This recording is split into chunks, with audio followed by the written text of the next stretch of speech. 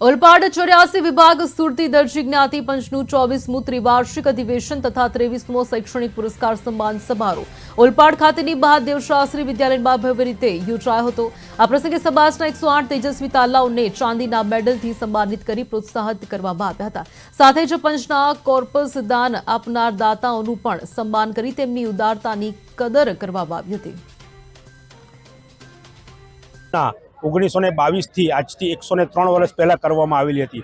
અમારા વડીલોથી માંડીને અત્યાર સુધીના તમામ હોદ્દેદારો અને કાર્યકર્તાઓએ આ 103 વર્ષ સુધી આ સંસ્થાને સંભાળી। તો આજે આ સંસ્થા ખૂબ જ મોટા પાયે ઘણી બધી વિવિધ સંસ્થા સેવાકીય પ્રવૃત્તિઓ કરી રહી છે, જેવી કે અમે વિધવા સહાય, શૈક્ષણિક સહાય, શૈક્ષણિક પુરસ્કાર અને યાત્રા પ્રવાસનું આયોજન કરીએ છીએ। સાથે સાથે આજે અમારો 24મો ત્રિવાર્ષિક અધિવેશન અને 23મો શૈક્ષણિક પુરસ્કાર સન્માન સમારંભ મહાદેવ શાસ્ત્રી વિદ્યાલય ઓલપાડ ખાતે યોજવામાં આવ્યો છે, જેમાં અમે 108 જેટલા વિદ્યાર્થીઓને ચાંદીના મેડલથી સન્માનિત કરવાના છે, તેઓને સન્માનપત્ર આપવાના છે।